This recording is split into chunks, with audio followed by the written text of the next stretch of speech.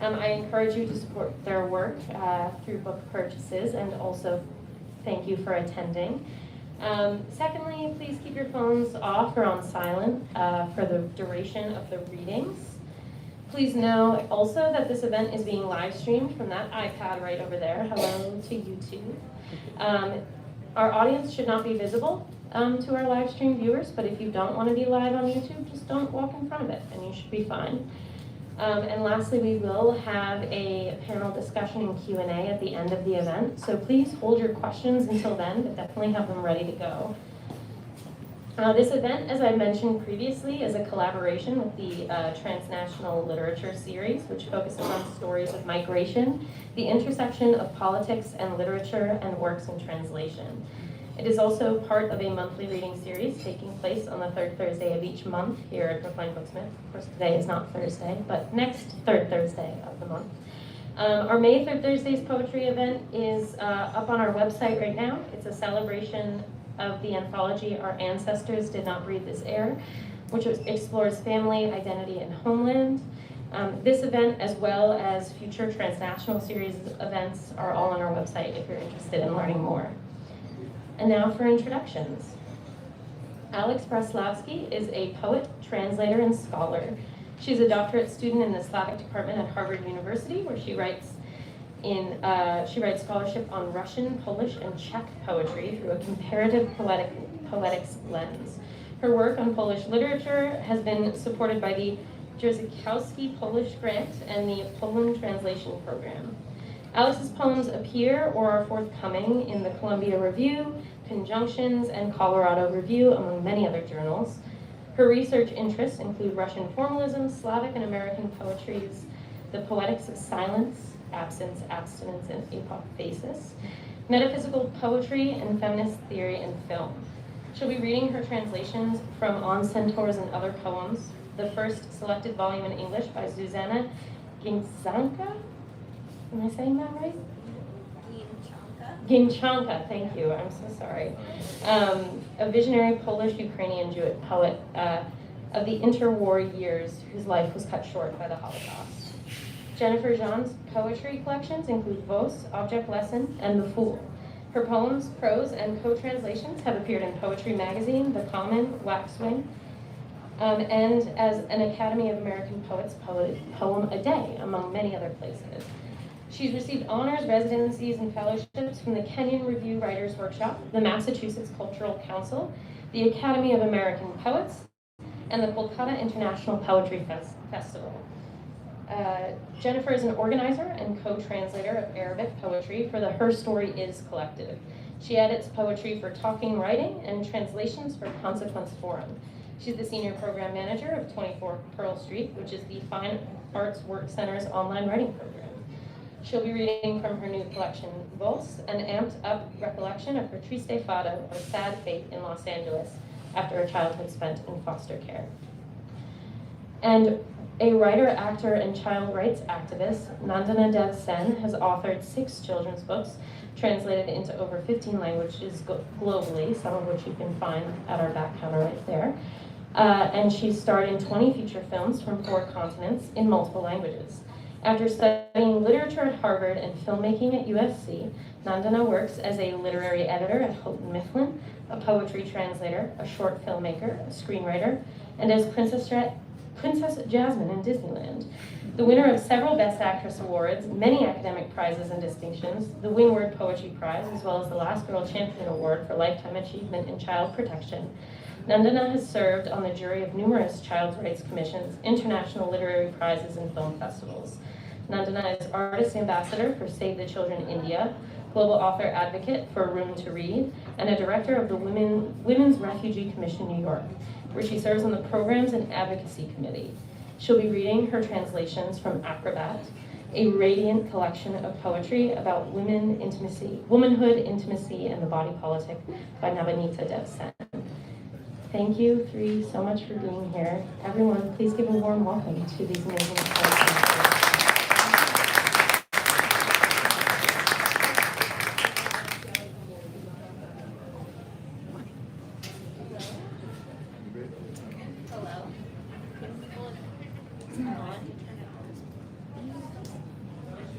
Okay. Hi everyone, can everyone hear me? Okay, great. I'm Alex, and I first want to thank Brookline for having me, and I'm very excited to read alongside of Jennifer and Nandana. It's my second time ever reading, so it's very exciting. And this is a book of Zuzanna Ginczanka's poetry that I translated for 4 years, from 2019 to 2022. Ginczanka was a Polish, Ukrainian, Jewish poet of Russian heritage. She was born in Ukraine. She chose to write in Polish. Her parents were Russian, and they left her with her grandmother in Poland after the Russian October Revolution. And she wrote primarily in the interwar period, so between the two wars, and she died at the age of 28 in the Holocaust. And for me, Ginczanka was a touchstone of faith. I held on to her work during the pandemic, and I feel her work is especially important during these times with Russia's attack on Ukraine, and I'm constantly reminded of the powerful place of poetry and touching people's lives when I translate, because it's such an intimate process, and it was very intimate retracing her steps. And I wanted to start with a poem that she was nationally recognized for when she was 16 years old. So she was very precocious. She wrote from the age of 4, called Grammar.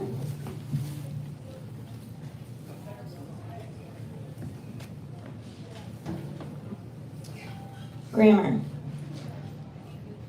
And grow into words so joyfully, and love words so easily.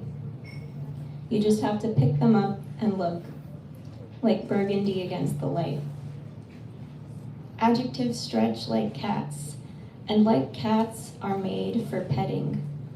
Soft cats, warm and docile, purr tenderness andante and maestoso. Soft cats have lakes in their eyes and green deep weed, herbaceous at the bottom. I look sleepily into the cat's pupils, secret and glass and deceptive. Here is shape and form. Here is the indispensable essence, the concreteness of the essence of the thing, material embedded in a noun, and the world's immobility and the peace of deadness and stability. Something that lasts still and is, a word concentrated in the body. Here are simple tables and hard wooden benches. Here their fibrous tissues are thin and wet grasses. Here is a ginger church, which protrudes with the Gothic in God.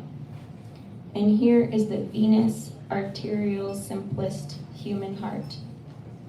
Whereas an adverb is a sudden miracle, a surprise of rubbed flints, there was something no one knows how, and now it is diagonal and across, and with both hands it wraps the thought, and it is surely sad and good. And pronouns are tiny little rooms where on windowsills grow small pots. Each corner a souvenir from the past, and they are only for you and for me. This is a secret abracadabra. Laws of the love algebras are flourishing. I, that's you. You, that's me. Equation. I without you. You without me. That's 0. We love enveloped by twilights, searching in small words as in dresser drawers. I, it's you. You, it's me. Equation.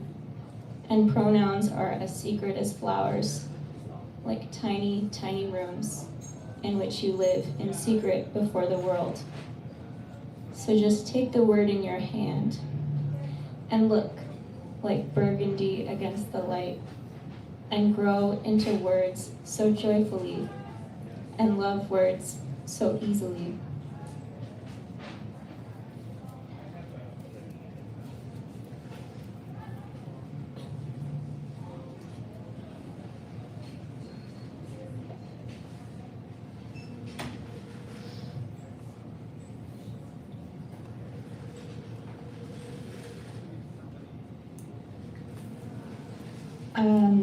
Translating this particular poem, this is the last poem of her 1936 collection on centaurs, was particularly moving for me. I ended up bursting into tears while translating the lines, "Believe in me, believe in absentia."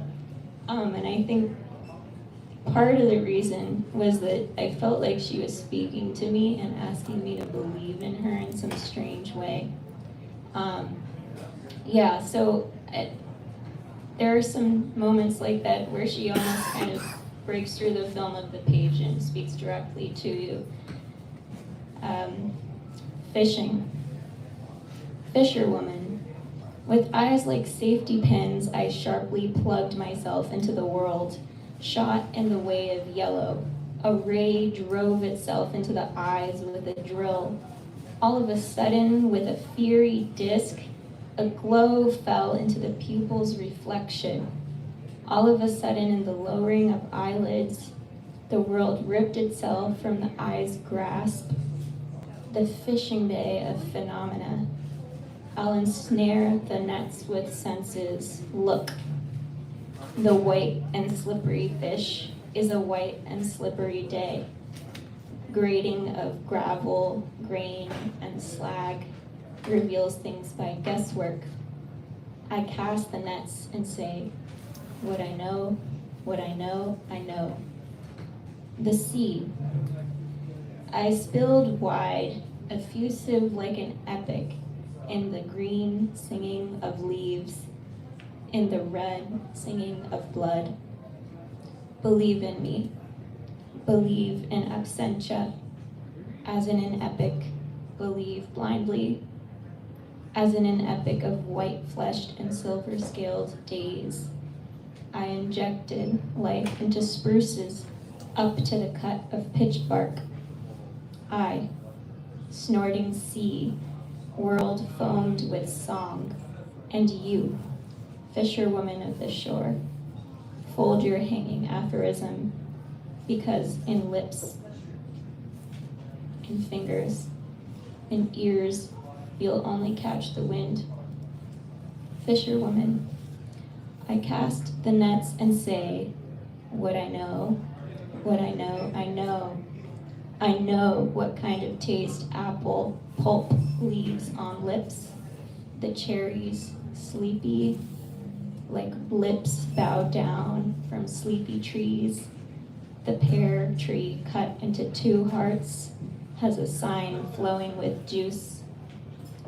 The sea, with a voice raspy from shaking, earth quarrels with God, rumbles. Lava curses the ground with thunder and roaring. Fisherwoman of that shore, you idly rid your net. A fish you won't be able to spot. Like stock, I boil over the rim. On shore, you talk of the net. You bind the five senses in ivy. You don't know how many you lack for fishing, how the moon smells in the frost, and what taste the bottom of me has, how in the senses perforated and narrow will you capture herds of angels. Fisherwoman, I only know about the gravel and slag that it grates, and about the sloshing wave with scales that it splashes, about the scythe that shines aslant the lawn that it's sated, and about the moths shining in song that it comes in dreams.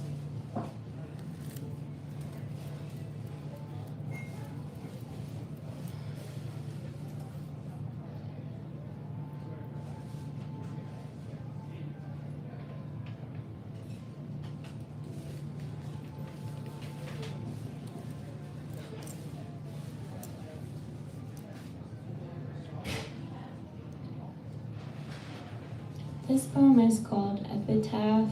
She wrote it in 1939, and by that point she was pretty much in hiding. And I'll follow this with the last poem we have of hers, which is called Non Omnis Moriar, which is directly addressing the people who turned her into the Gestapo.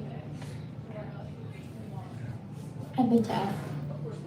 And when the dark valley flowed through the dark forest, sliding over turtles, perching in tall anthills, leaping into throbbing steep streams, falling on the mosses I chased, your elusive smile that flashed with the mists.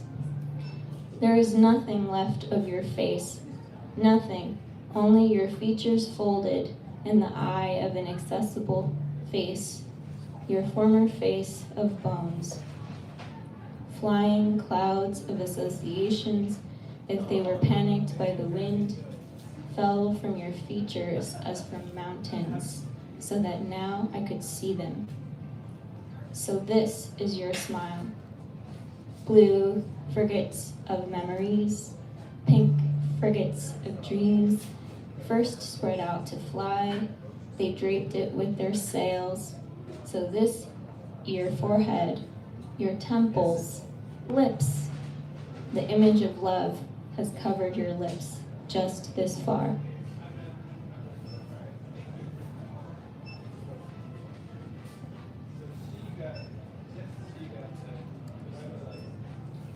Non omnis moriar, my proud domain, meadows of tablecloths, strongholds of closets staunch, sheets endless, precious linen fabrics, and dresses, bright dresses will remain after me. I will not leave a single heir behind. So may your hand fish through Jewish things, you, Mrs. Homine of Lvov, gutsy wife of a snitch, quick informer, mother of a Volksdeutscher. May these things serve you and yours. What good would they do strangers? My dears, I pass on. No loot, no empty name. I remember you, just as you, when the shupo came, thought of me. Even reminded them of me. Let my friends sit down to a chalice and drink to their wealth at my burial. Tapestries and rugs, platters, candles, may they drink the night long. And at the break of dawn, may they rummage for precious stone and gold amid the sofas, mattresses, quilts, and carpets. Oh, how they work, how the work will burn easy in their hands. Clumps of horsehair and seagrass, clouds of pillows torn, and puffs of feathers cling to their hands, turning both arms to wings, and the fresh down, binding with my blood, swiftly turns them to winged angels. Thank you.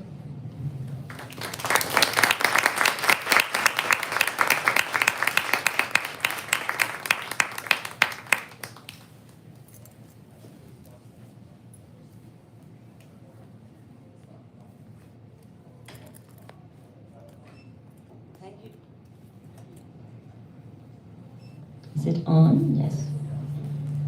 Thank you so much for that resonant, with the beautiful poetry and such stunning and really tender translations. We're also moved. Thank you. I feel like I have to read a lot more of the poetry now. Is this, am I hearable Yeah? Okay. So I have to say that I am so thrilled to be back in this magical space, this beautiful bookstore in which I have spent many, many glad hours, both as an undergraduate and as a young book editor. And I'm just so delighted to be back here with such talented poets, with all of you, with such wonderful friends, book lovers. And my warmest thanks to Brookline Booksmith, to Pierce and Bonnie, and to Peter, to Archipelago Books. This is a very, very special evening for lots of reasons. And Eid Mubarak, everybody. Happy Poetry Month. Lots of things to celebrate today.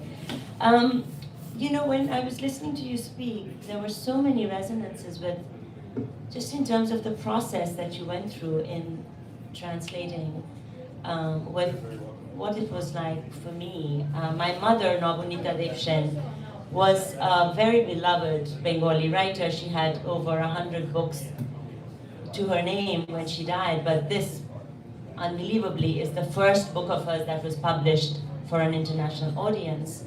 We signed this 10 days before my mother passed away. And then the pandemic hit us. So just listening to you describe the process of your working through this poetry during that time felt so very familiar to me. It seems like both of us, this poetry was a part of the coping that we could find. And also, I think the fact that it sounded like you were having conversations with her while you were doing the translations, that you could hear her voice and you could read that her history and her personality, her identity were so vivid for her. So anyway, I really enjoyed listening to you and the poetry. My mother started writing poetry when she was 6 years old, and she kept writing poetry until the last few weeks of her life. She always carried a Kobitar Khata with her. Even when she was very ill, the Kobitar Khata was always under her pillow. So poetry was really her life partner, and she relied on it. She very heavily, she wrote and spoke about the fact that she believed that poetry was a vital necessity in every woman's life, that it was central to a woman's freedom. But she was also deeply aware of the danger that lurks in language. So she has poems about words, and I loved the first poem that you read. I mean, I loved all of them, but I think the kind of loving relationship with words that comes out in that first one. My mother kind of had a love-hate relationship with language. So I thought, in honor of Poetry Day, I would read some poems that are in fact about poetry, that show us a little bit both about the healing power of words as well as the destructive potential of words. And in so doing, perhaps we could explore how the poet saw her and articulated her own identity as a poet, and how she connected poetry to love. So I was very sweetly requested by one of my friends that I should read at least one of the poems out in Bengali, so that everyone can have a sense of the music of the language. How many of us here actually know Bangla? Not that many, but that's great to have a few. I'm going to start with the title poem, which is called Acrobat, but in Bengali it's Madari. ভেবেছে সে বুঝি খুব সুন্দর মাদারি খেলা জানে, দু হাতে সময়কে নিয়ে লোফালোফি, এখন তখন দুটোই নাচাবে দুমুঠোতে, হেঁটে যাবে দড়ির ওপরে, ভেবেছে সে সব কিছু পারে। জীবনে একবারই শুধু দড়ি কেঁপে ওঠে। She thought she knew acrobatics rather well, that she could juggle time with both hands, play with the now right next to the then. She would make both dance, she thought, fist to fist, and she would glide so smooth along the tight rope. She thought she could do absolutely anything at all. Only once in your life will the rope shiver. This next poem, The Lamb, was written by my mother about my grandmother, who was also a poet, who had an extraordinary life. She was married at 12, widowed at 13, and then remarried and invented herself as a best-selling poet. And she was someone who didn't give up the word until the last few days, and this poem is a bit about that. And what decade was that? In the 80s. In the 80s? She died in the 80s, and Ma wrote this actually. No, I mean when she remarried. Oh, That was that's an like- excellent question. So she remarried in the 20s. In Calcutta. In Calcutta, and it was a very scandalous thing to do. It was legal, but it was not done. And she was renamed by Rabindranath Tagore. She was given another name because she had recreated herself. My grandmother, being very feisty, said, "Thank you very much, I already have a name." Rabindranath Tagore, incidentally, was a huge poet. He won the Nobel Prize for Literature, the first Asian to ever do that. In fact, might have been the first Asian to win a Nobel Prize at all. Anyway, so my grandmother said, "No, thank you, but if I do ever have a daughter, she will have this name." And that's how my mother came to be called Nabaneeta by Tagore. Anyway, so here is a poem that my mother wrote about my grandmother, but just what I wanted to say is that when I translated it, it felt like I was writing about a conversation I was having with my mother. It seemed exactly like any number of conversations that we had had in when my mother was ill. Go to sleep now, Ma. It's way past 11. 11? It's still early then. But you must go to bed. You're teaching tomorrow. Ma sits in her easy chair, thick glasses perched on her thin nose, pale fingers clutching her magnifying glass. The statesman spread out across her lap. Next to her, on the table, her flask of tea, her medicines, her fragrant betel leaf in its silver case, her brass spittoon, her cash box.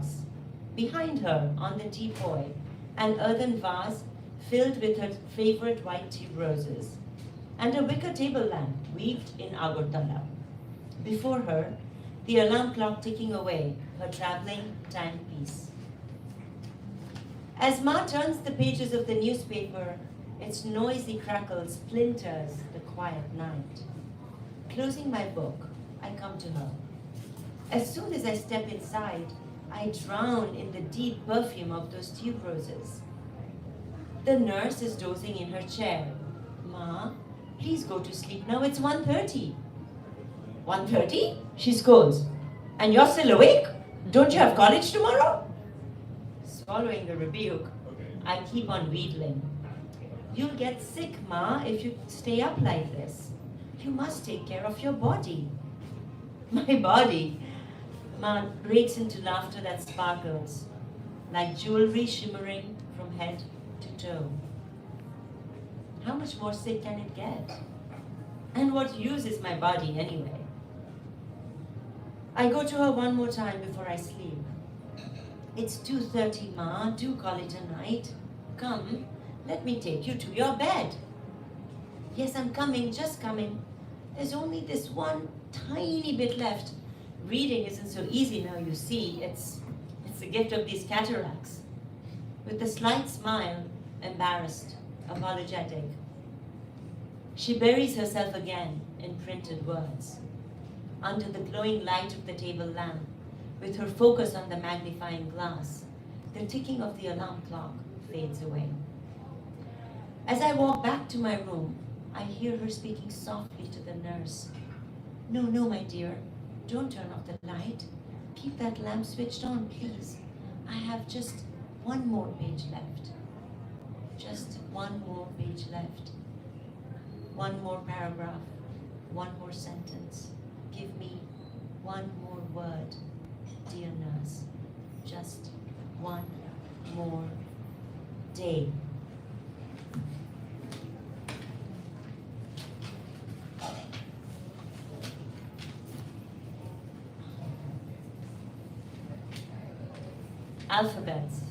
Alphabet bird. When night falls, I search for him. I bring him home. I look him in the eye, and I cage language. When day breaks, once again the world wraps around my eyes, and off he flies, taking each word. That alphabet bird.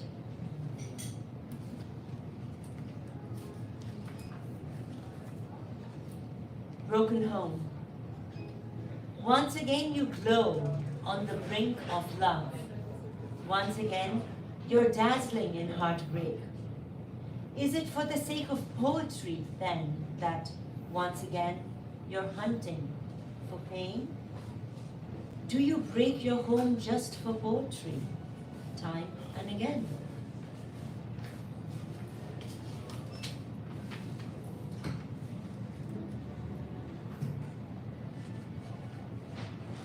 Growing up lesson. Most of my mother's poetry, we assumed were addressed to women or girls, but this one very pointedly is not. Boy, are you scared of bloodshed? Are you terrified of plucking virginity? If the taste of blood goes to your head, do you fear that it will be a calamity? The truth is, whether wrong or right, your blood calls out to you each night. Listen, boy, it's time for you to grow. Words can be as fierce, don't you know? The treachery that lingers on tongue tips, beyond the world that all your dreams show.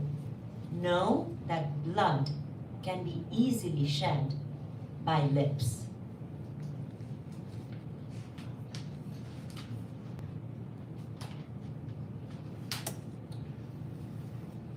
Let me share a poem in Bangla with you again. My mother loved rhymes. A lot of her poetry was not in rhyme, but much of it was. She was kind of masterful with her rhyming, with her with her metrical schemes, with making up new words, with neologisms. She was the craft of her poetry was very intricate. But this is a poem that it's a playful poem that I really love, called in Bangla it's called Bhalobasha. I'm sure we all know what that means. Even if you're not a Bengali but you're Indian, you would know that that means love.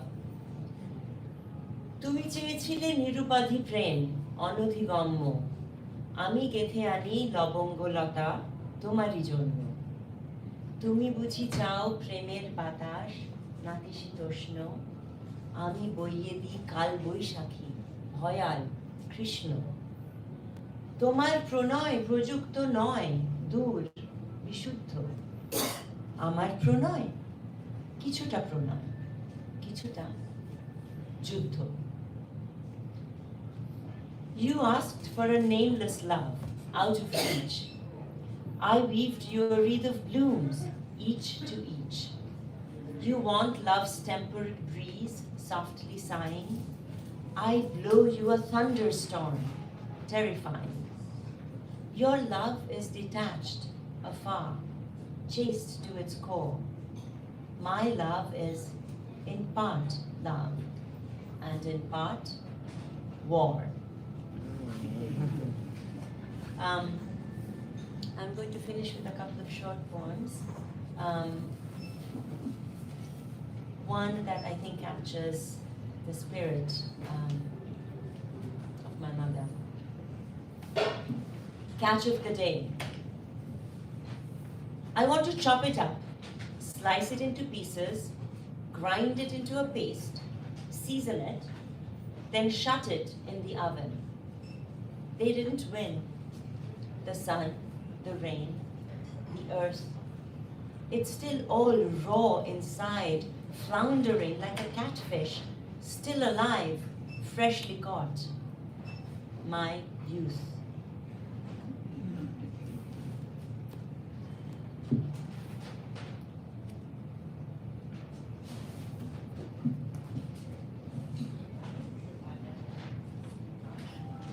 In poetry.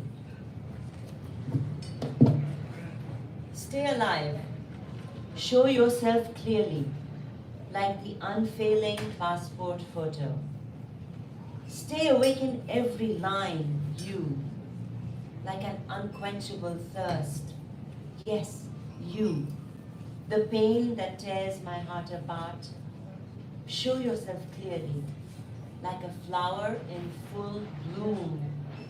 Don't hide from me, as long as I live in poetry. Thank you.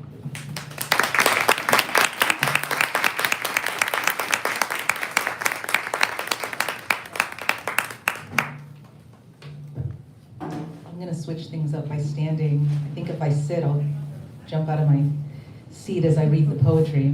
I'm going to start off with a poem and then talk a little bit. The Pace of Translation. I heard a poem once. We were waiting for one more Iraqi woman to join the conference call. There had been a bomb in the road and she was almost here. And what we had to say was for everyone. So we waited and I could hear the poem unfurl. The sound of water from a hose, forks in bowls, birds somewhere in the world, a child or two refusing, a refrigerator hum, the tapping of keys, a lock turning, breathing, sunshine, moonlight, a spoon filling with honey. So in 2017, when I began my book Voz, which is here, and it means voice in Portuguese, I was invited at that time to join the Her Story is Collective, which is a group of American artists of all kinds, poets, novelists, visual artists of all kinds, musicians, group of American women artists and Iraqi women artists. Most of those coming from Iraq were from Basra. And we were, it was exciting to get invited to join this group. I only speak English, actually, and I just thought, okay, this is a great learning experience for me. I can always learn something new. I'm not above that. And especially as a poet, I want to take in as much as possible from life to grow my own art. So yeah, I joined this collective and we began to meet online with an end goal of meeting up in person somewhere in the Middle East to make it easier for our Iraqi members. And during that time, I wrote that poem, The Pace of Translation. And also, I began to befriend one of the other poets in our group. And this poet is Dr. Hana Ahmed. And she and I just clicked quite a bit. She only speaks Arabic, so we had some troubles communicating between ourselves, and we began to pair up, I guess form a trio with one of the translators in our group, Tamara Al-Atiya. And we started to exchange poetry and started translating each other's poems for each other. When it came time to meet up, as I said, we were all set to meet up in the Middle East somewhere. We decided to meet in Dubai, which was exciting.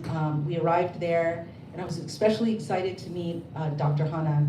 Unfortunately, she was unable to come. She was kept from coming, actually, due to a lot of circumstances, which were making us all very sad on that night. We were sitting around a table at our hotel. We had one common hotel room, and she was on the speakerphone, and we could hear her crying and telling us a little bit about why she couldn't make it. So since then, we've still, this is what year are we at? 2023? So we kept up our correspondence quite a bit after that time, and we compiled some really exciting and interesting and, just for me, life-changing poetry responses with each other, and we've been able to send them out for publication. She's very interested in having her work published here in America, and so some of our poems will be published in the Los Angeles Review later this year, so you can look that up later on. And that's what I want to read from for you. I'm not going to be reading from my book I've actually done some co-translations in translation teams with a lot of different people, mostly from Arabic poetry. But I just wanted to focus on Dr. Hannah. And I'm a little nervous to do this because this is so personal. Poetry is personal, and as I said, this process of translation really acted on me, changed me, my soul, and also acted on my work. And so it makes me shy. When I'm at other readings, I'm just like, whatever, and I read my work, but this is closer. And I'm reading her work. So I'm gonna start off with one of Hannah's poems, and then I'll read my response to her. Hers is called Very Non-Classified Information. No homeland keeps a chest where my head can cry. No war kills my memory. That's how I answer your eyes, Jennifer, which listen to my hand's life story. No hand waves over the old bridge. No neighbor takes into account our need for the voice of Ferouz. No luggage keeps my evening dresses and a picture of my lips before they dry. No lover calls me in the morning whispering, wake up, let the world wake up. No family is fit for my leaving, for plunging myself into the nearest exile. No friend strokes the shoulder of my sadness, nor stops my hand which welcomes death. Death is to expect death. And that last line, death is to expect death, we went back and forth. I was like, what? What do you mean? And I was changing things, going back with Tamara, saying, can I change it? Can I make it like, she said, no, death is to expect death. And so I learned from Hannah to let mystery remain, in language and in my life. And even, looking into myself, I don't have to dig into everything. I can ponder something and let it sink in. Like for me, the image is something sinking in deeply and taking a root. So maybe I'll get more out of that death is to expect death later. But maybe you all understood that right away. I don't know. So here's my response to her. And my poetry is very dense. There are references in here about Hotel California, the song from the Eagles, The Second Coming, a poem by Yeats, and also the movie The Maltese Falcon. And so I just couldn't help myself. I shoved it all in there with apologies. But if you want to take a look at the density, again, the LA Review later this year. But here it is aloud. The poem is called The Falconers. I don't know you yet, Hannah. I don't know if you've heard of Tinseltown, if you'd ever be drawn to this palace of narrative, this hero's journey peddler. Though this plot is programmed to receive our kind. We are potential creators. We chase denouement. We begin together, walk west on Sunset Boulevard, away from the Industry of Death Museum towards Hollywood High. Pause under a grimy awning at the Budget Inn, the final place my war-torn father held me. It was so odd. He'd held me once before, 48 years before. It'd been 1 year of the rat to another year of the rat. The cobalt sky slouched against us each time. This time, the door to a drug rehab center kept slamming open. Then I let him go home to his motel room. I turned west. Let's race west together, Hana. And let that scene be happy, a small image out of Spiritus Mundi. Above us, so many dull brass stars litter Vine Street, where all tourists trek. Let's be human together instead. Outstrip the setting sun. We'll need to be Californian. We'll need a convertible, though I hate those things. The sky and its potential poisons always enter. A glittering burn enters. And if you want to drive, drive. Outpace the autumn light with one arm on the door, with one hand on the wheel. Wind around the warm Santa Ana winds, point out every transplanted palm, every perched kestrel. Pull in at the end of the boulevard at Gladstone's beach, and together in this lot, we'll face the cotton candy cumulus, the periwinkle glow over cold ocean motions. With our words, we'll remake every fake enamel falcon into a gift, into freedom, in clean air. We'll rewrite this town, make true all silver screen sisterhoods, all the stuff that dreams are made of. And then I just have two more short ones. This next one is by Hana. It's called Three Tales. And the you is me. She told me that. I talked to you, the other, about a nation consuming the dreams of lovers, mothers, and the holiday sweets of I. About the soil swallowing soldiers, turning them to mounds, new metropolises, faceless monuments, and recollections that are obedient to stabbing pain. I talked to you, the other, about nightfalls, turning the poems suspicious, the corners restless, and the light into a wound from which boundless gasps ooze.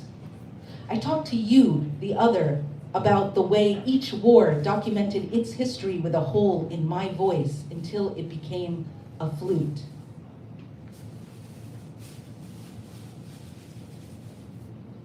And then this is my response, and it's the last poem. It's called Three Tales for Hana by Jennifer. My mom tries to convince me she didn't leave me for 7 years. I'm driving through Salem. This is a dangerous game. To win, I can't play. I can't want to play. I can only grip the wheel, breathe, practice forgiveness, which means shining a light on the fact, even though, as you say, Hana, light becomes a wound from which boundless gasps ooze. A part of my second tale is the tale you didn't tell me, Hana. I was born on the 4th of July. We dance around this fact, but dancing is how we know each other. The third tale is that I want control when God is in control. Hana, if we walk Salem streets, talk and feel a warm wind, we did not tell that breeze to touch our hair.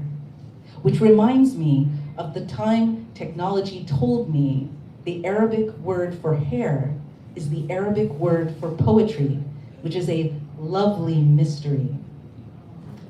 Okay, thank you.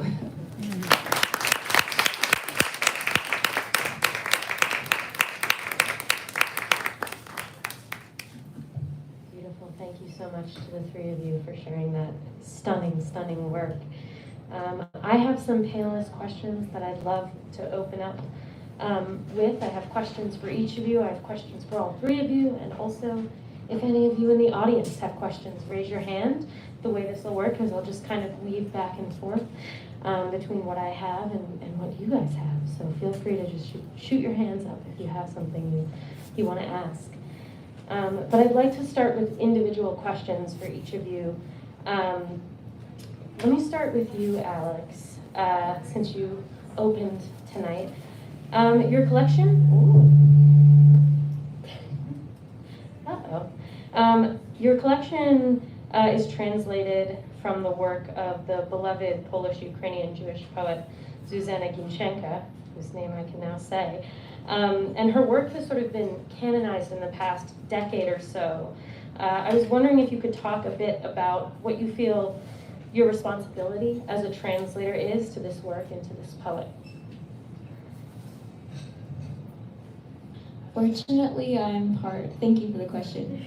I'm part of a whole team, a warrior-esque team of people who are advocating for her work. I'm not her only advocate. There are other translators of Ginczanka who are currently releasing work and who have released work and are incredible women. So I encourage everyone to see other versions of these poems. And also a really important proponent of her work is Isolde Keach, who has gone to archives to find more of her poems and was the first to write her biography, which came out last year in Polish. So it is a really big moment of Ginczanka mania, I would say, for Poles especially. And as a Russian American, I definitely felt a huge responsibility as somebody who's been learning Polish, and it's not my native language, but I've been studying it, and I love Polish poetry, but obviously I really needed to do my homework on a lot of the research and historical sort of context for these poems. I definitely felt like as an outsider, I needed to ask a lot of people a lot of questions, so I sent a lot of emails to people who knew more than I did. But my main advocacy point for this project has just been letting her speak for herself, and really trying to do justice to her voice and making sure that the poems felt like poetry and were moving in the English, but also being accurate to the individual lines and individual words that she used, not missing a single detail. So I think that was what I wanted the most, was for her to be able to speak for herself, and I think she does. Wonderful, thank you. And Nandana, I'd love to move on to you. Acrobat is, of course, a translation of your mother's poem. As Alex had sort of talked a little bit about when she was reading, translation is already very intimate process. And of course, you're translating poems from someone you already have a very intimate relationship with. I was wondering how that intimacy sort of informs your process of translation. Do you think it changes it in any way? It's a great question. I think it informs it in a lot of different ways. I mean, the first way in which it informs it is that you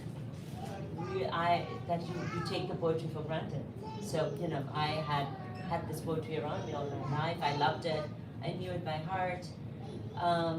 But it wasn't until I translated it, started to translate it, and it wasn't until I had to find the words to articulate her grief that I actually understood the depth of her pain. So there is, sometimes the flip side of intimacy is that you assume that you understand everything about a person. You take, you take your mother's love for granted, or you take your mother tongue for granted. I had taken Bengali for granted in a way, and I had to kind of completely shift the way I look at my language because of this project. So that's one thing. So you need to read. So I did feel like I had to relearn my mother. I knew, and because I don't know how you did yours, but I actually, just in terms of chronology, what I did was I decided to read all of my mother's poetry from the beginning to the end of what exists of her body of work. And even though I had known all the poetry, but to read it like that really felt like I was reading a journal, an unedited journal. It was very intense. It made me realize that there was, we were extremely close. We were always, I was blessed to have a truly connected and intimate and a kind of profound friendship with her. But I didn't, there was so much there were so many aspects of her personal history, or her emotional history, I should say, that I hadn't realized. And I understood, I mean, quite fundamental things like why my parents' marriage didn't work. I just understood it much better through the poetry in a way that I hadn't when I was living through it. Or my grandmother, I mentioned earlier, my mother and my grandmother were extremely close, but they also had a very, that was a very intricate relationship as well. So there were a lot of arguments, and that was a part of my childhood. And somehow, translating her work and translating the poems she had written about my grandmother, of which I had just read one, but there are many. And also, yes, that made me understand their relationship much better, ironically, at a time when they were both dead, than I had when I was actually living with them in India as a child. Or, I mean, you know, your mother is always kind of unbreakable to you, right? Like, especially, yeah, my mother was kind of, had a tremendous kind of aura about her, all her students and everybody kind of totally adored her. And the strength that she has was very palpable. But when I translated the poetry, I understood, I didn't have a chance to read any of those poems today, but I understood what deep anxiety she had about motherhood. I never thought that my mother was an anxious mom. I always thought she just had everything down pat and she was sort of a superwoman, which of course she was, like, you know, all mothers are. But, and I don't know if it's because I had taken all of that for granted, or if it was because I had become a young mother myself, well, not a young mother, but I had recently become the mother of a young child, that I was more sensitive to it. I don't know, but I did feel that through the process of translating this book, I got to understand my mother much, much, much more intimately than I had before. That's a beautiful thing. And Jennifer, I sort of, in a similar vein to how Nandana was talking about the translation sort of changed perspective. You're kind of newer to translating in Arabic, and I was wondering, has your experience working as a translator, you talked a little bit about that mystery, but how else has your translation work influenced your own writing and your own poems? Oh, goodness. It's transformed my work. Like, I recommend that for poets, or I mean any kind of writer actually, to attempt to translate and maybe work in a team, because then there's more of a conversation going. I mean, you can do it however you're going to do it. You can look up things, there's Google Translate and things like that. But I think having that conversation just changes everything. And as I said, I did mention that I was working on this book while I started the process of translation, and it started to morph. The way I was editing, even how, I'm not being specific about it, with something specific. I guess I was definitely more precise. That's an important trait for a poet. You want to be precise.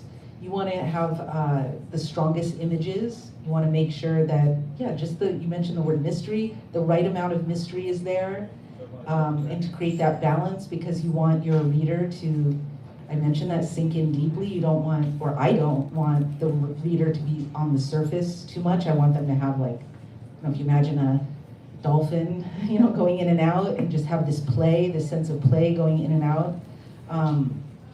So yeah, I'm sorry if I'm not being so specific about it. Trying to think, I did think about line breaks. That's also something essential for poets. That's what makes the first thing when you're, you see, I always talk to my students about this. I show them a book of prose and then I show them a poem. What's the difference? They're like, line breaks. It's obvious, but it's true, and you have to think about that, why, I thought about it more deeply. Why am I breaking the line here and not somewhere else? Why? And does it work on the level of sound? Does it work on the level of image? What about the juxtaposition of words that are near each other? I don't do rhyming, I do free verse, so I wasn't taking that into account, but then I started to think about internal rhyme in the lines and how much I'm doing repetition, and it's a delicate process, and I became even more hyper-focused. And I just feel like I liked reading my own work aloud even more after, because I felt like the precision was there that I had always wanted. That could only happen through letting myself go through this transformation that translation caused in me. Absolutely, that's really incredible. Translation, I think, is transformative in many ways, in many iterations. I do also want to remind, oh, perfect, your timing is amazing, go ahead. I have a question for Nandana, sort of a follow-up from yours. I know that she wrote a letter to her mother. Would you like to share a little bit of the letter? Because it really follows from that question. Yeah, that's me. Thank you. I'll read a short out of it. Letter to Ma. My first semester in college. You arrived in between your conferences, suitcases and admirers in tow. Refusing abundant offers of hospitality in Cambridge, you shared and immediately redecorated the 1.5 rooms assigned to my 2 roommates and me. Every morning, you stood in line in our noisy dormitory to claim your 3 minutes in the shower. You left after a week, just as I was getting used to finding your hip-length hair in my comb and turning every head in the 1,000-strong Harvard Union when you swept into dinner with me, gliding in like a queen, like you always did. A few weeks later, we hit midterm exams. I overslept the first day, found the showers occupied, and sprinted to the other bathroom in panic. As I stumbled onto freezing tiles and fiddled with the cranky knob that spurted cold water for red and boiling for blue, something miraculously familiar caught my eye. A crimson dot of velvet on the narrow gray wall. Your well-traveled beneath, carefully transported from your forehead and placed beyond reach of the spray. In a flash, I could hear you laugh and smell your scent. I could feel the tension in my neck melt into the mist surrounding me. That perfect circle of red gave evidence on that mildewed wall that you would always be there, far away, so close. Although there were unending demands on your time, a few years ago you had somehow managed to find several days for us to translate together my bedtime book for children, Not Yet. The book is a playful dialogue in rhyme between a mother and a child. A naughty little girl finds countless excuses not to go to bed. Years ago the literal Bengali translation of Not Yet is Akunina, but you had laughed your own little girl laugh and declared, no, the girl must be much more emphatic. She will say, Ekunina, Ekunina.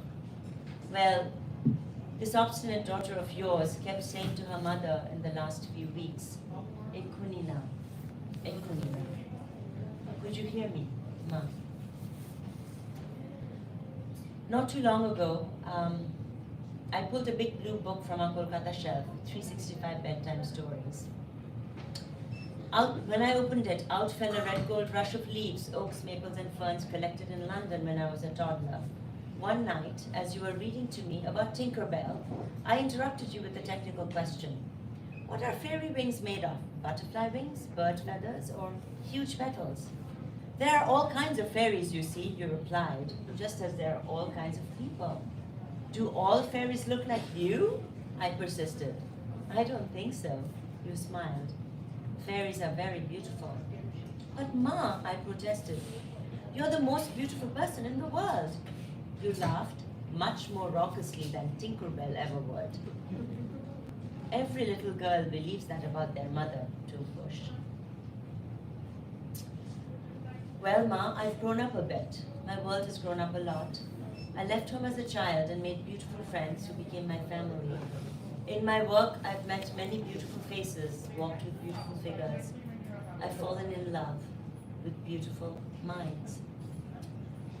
And yes, we did have fights. I cried when you didn't understand. I begged you not to nag. I yelled at you when you were upset. I yelled at you when I was upset with someone else. I watched in panic as tears welled up in your ever-adolescent eyes. But I'm as sure today as I was that night in London that even if you had not been my mother, even if that most precious accident of birth had by rights been the beginning of someone else's story, even if I had met you in any of your other roles, as a poet, professor, painter, friend, or a stranger on a plane, you would still be the most beautiful person I could ever have met. At the end of Not Yet, the daughter asks, Ma, did you turn out the light? And the mother replies, yes, my dear. Now, good night.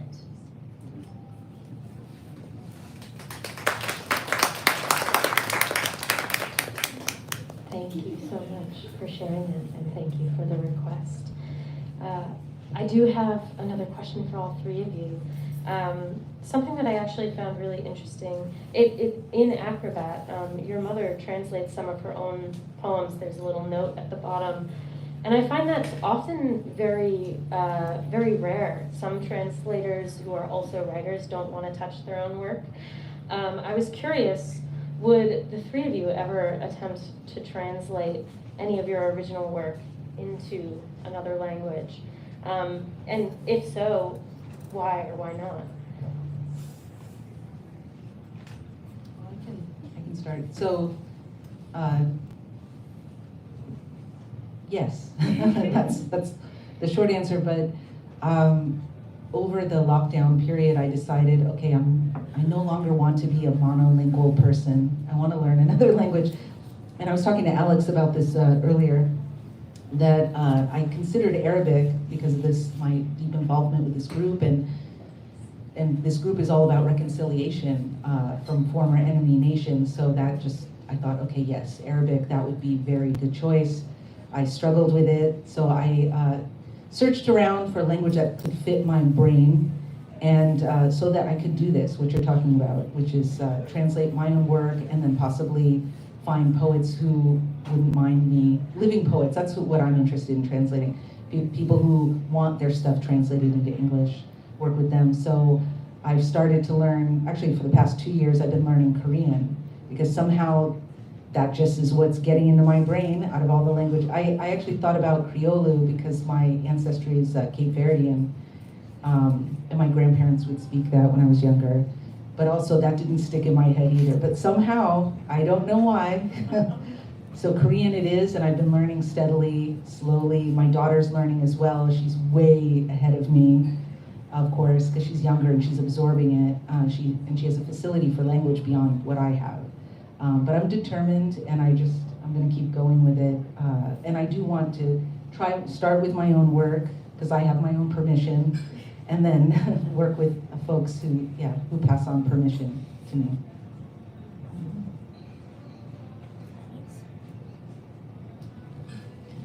I would love to. I would love to translate my own work.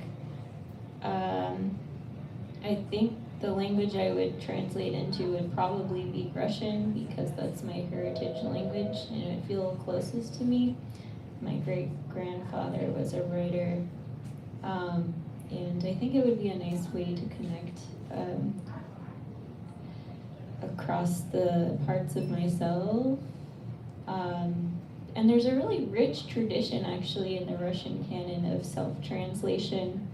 Vladimir Nabokov self-translated Lolita famously, actually originally writing it in English and then translating it into Russian. And more recently there was an interesting book that came out on Joseph Brodsky, who won the Nobel Prize for Literature, and his collaborative self-translations, and how he worked with teams of translators, and then over time, as he got better and better at English, he was more and more capable of translating his poetry independently. So that kind of his evolution across time. He used translation to help him become he used collaborative translation to help him become a self-translator and to fully learn English, in a sense, poetic English. So I think there have been a lot of like male figures who have done that very effectively and have had the bravado to do that. And I think it's not something that women have taken up in the Russian canon necessarily as I don't think until I don't know if any women have done it in recent history. So I think we should be doing it. And then the one person I'll mention who has done a really interesting project self-translating is Jennifer Croft, who learned Spanish specifically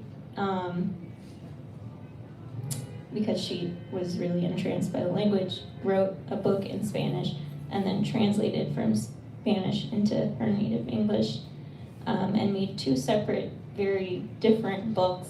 And as a self-translator, you get a little bit more poetic license that way. So I think that's very cool when people do that. Jhumpa Lahiri did something like that too. She did. I was gonna say. Yeah. You know, my mother, as you said, did translate some of the poems in the book herself, and she was perfectly bilingual. Her translations of her own poetry are by far the best ones. But it's interesting for her, writing in her mother tongue was a political choice. She did not, even though she knew that meant that she would reach a smaller audience, but she felt it was her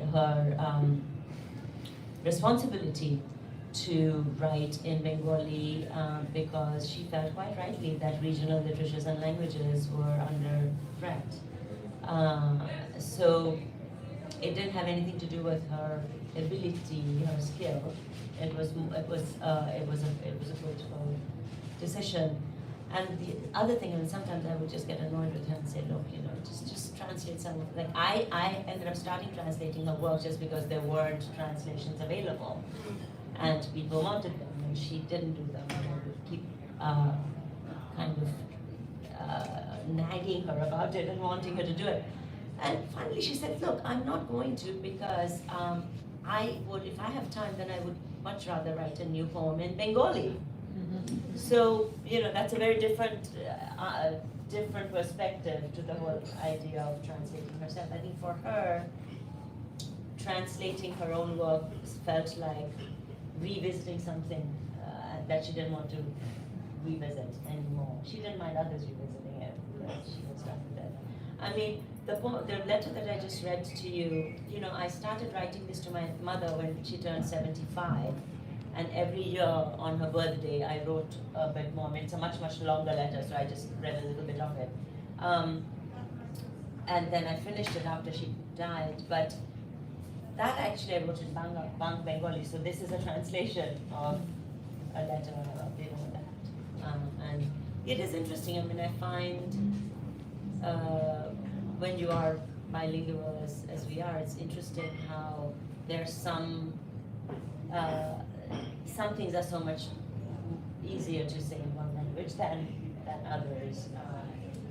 In this letter, I just felt in the Bengali there was so much that felt like I didn't have to worry about whether or not it would be melodramatic, whereas when I was translating it, I had to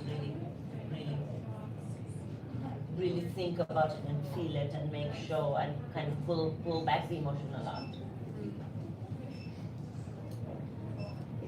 All right, we do have time for one more question, and I see someone in the back. This is a question for Nandana Dev. Hi. Please put myself and my wife, we knew her mother for a very, very long time, and very intimately too. So my question actually, or whatever I prefer to call it actually, is why choose the poem or the book Acrobat? Because Acrobat is somewhat, talks about somebody who is trying to balance. And the one word that I can describe your mother, Nabaneeta Dev, was fierce. She was fiercely independent actually. Just give one example. I think about a month before she passed away, she actually wrote that I don't care, first in Bengali, I don't care, basically means that what translates into that is that I really don't care a fig actually, whether I'm going to die or live. Because do you know that I actually exercise regularly? So the question to you is that how do you then choose Acrobat, which sort of gives you, you know what I mean? Why did we choose the title? Well, title or even the book, the title of the book or yes, the title of the book. The title of because the book, I mean, the title of the book comes from a poem, right? So Ma and I chose the title actually together, but this is an excellent question because it kind of ties into everything that we've talked about in terms of translation and poetry and choices that one has to make. So I first translated this poem, Acrobat, in Bangla. It's actually Acrobatics, Madari, for this book, which is a book that I did for my mother as a surprise for her 75th birthday. And it's a bilingual book of translations, like, you know, the Penguin Modern Poet series that used to exist. So I couldn't tell her that I was doing this, right? So I couldn't ask her about any of my translating choices. Now, in Bengali, the third person pronoun is not gendered. So she could be a he or a she. Now, and when I was translating this 10 years ago, we were still not using they or they in the way that we do now. So it was a choice between a he or a she. And to me, that poem and the image of the person teetering on the rope had always seemed to be a poem about the multitasking that every woman has to do to survive. So I chose she. And then when the book came out and Ma loved it, I asked her this question. Ma, you know, did I make the right choice? Was the protagonist of this poem a man or a woman? The acrobat. Who is the acrobat? And my mother said, completely shockingly, I actually wasn't thinking about the gender of the acrobat at all in this poem, because to me, this poem is about the delicate balance that a poet has to achieve while writing a poem. When if you have a line that's too long or a word that's too heavy, then you fall off the tightrope. So the reason why we chose Acrobat as the title is because, so when Ma told me that, I said, oh, I see, okay, well, let me go back and change that. And she said, no, absolutely not, don't touch it.